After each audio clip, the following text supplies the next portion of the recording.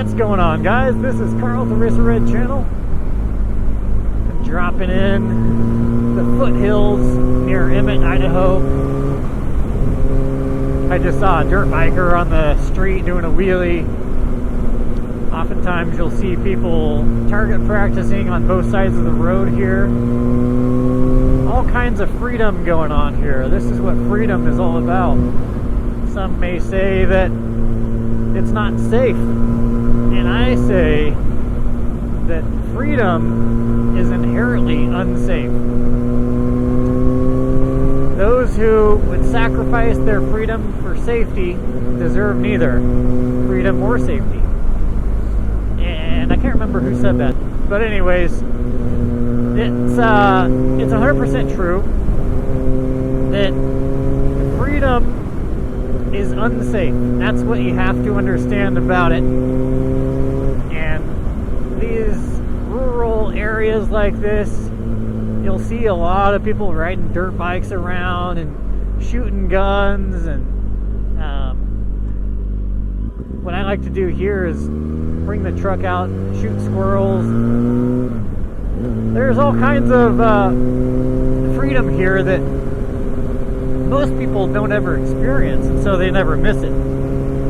So when it goes away, they don't ever notice. A lot of off-roading, people take their 4x4s out and just ride it across or drive across the rolling hills, which you should be able to do on BLM land. And lots of dirt biking going on. Man, there's just so much to do out here. And here's the issue. If you live in the city, you start to become like everybody around you, and you become like-minded, and pretty soon you forget about any version of the world that's not covered in concrete and buildings. You can literally walk to work. In fact, it's probably more efficient to walk to work because driving is a hassle. Maybe take the trains, some other public transportation. And you totally forget that there's a whole other world out there where it's way more wild. It doesn't mean people are dumb hicks or anything like that. A lot of the stereotypes that I've seen, and trust me, I'm no country person. I may live in the country, but I lived most of my life around Boise, and I don't claim to be very country-like. But that said, there's a lot of freedom out here that is unseen to most people. Most people never see it. And if you live in another country, you might view the United States as just this crime-ridden place where people are shooting at each other. But in reality, most people in this area have guns, all kinds of guns. Nobody ever shoots another person, ever. I mean, I said ever, but that's not true. It does happen, but it's very rare. And, you know, in other countries, when that happens, the same psycho is going to use a car to smash into somebody or, you know, some other thing. It's not, you know, it's just people. People are going to do crazy things. That's the way it is. But that safety of taking all that away is really just a version of prison. This is what I've always said. Like, if you want true safety, if you truly want a safe environment where you can keep track of your citizens, listen in on them, completely enforce every single rule, well, go to prison. That's what it's like.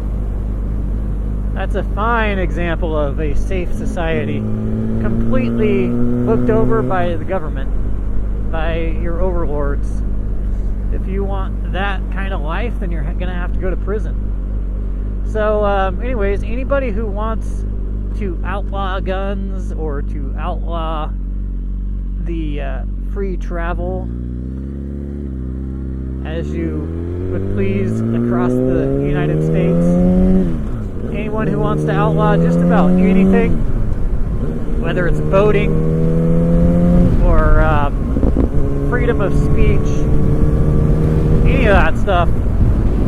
If you want to outlaw stuff and you want a very controlled environment, well, you got to commit a good crime, go to prison, then you'll receive the life that you want. That's what I would recommend. Go to prison, they'll even treat you well. I mean, you just sit around and watch TV. So then you'll get recess every couple hours, a few times a day at least. And then you'll get the amazing American dream that you wish for. Then you won't even need those shot spotters that the government has to find exactly where you're located, listening in on you at all times. So yeah, you gotta love freedom, guys. If you live here in the United States, you have to love freedom, and that means small government, essentially. In every way, you gotta reduce the size of the government and reduce its authority over each individual's life. I think it's a big deal. I mean, it's a huge deal. It's everything that we fought for to create this country, and it's the last stand. It's the last hope for the whole world, I think. There are places that are pretty sweet, but none as good as the United States, I don't think. So if I was emperor, like I already made a video about, but I think, you know, if you read old texts from people's journals, a lot of times there would be like cattle rustlers where these guys would go in, steal some guy's cattle. In this one book, there's a guy who gets his cattle stolen, and he talks about going out and killing these cattle rustlers and then coming back home like it was nothing. As brutal as that is, like, that's what was accepted back then, and I get that you have to have accountability. You can't just have people killing others over over nothing, because then they could justify it and say that they were doing whatever. But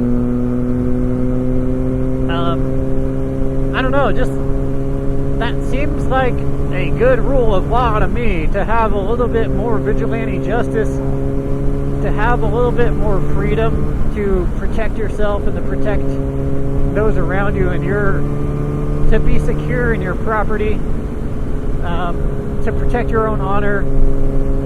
Yeah, I think that that's not unjustified to go out and defend your property like that.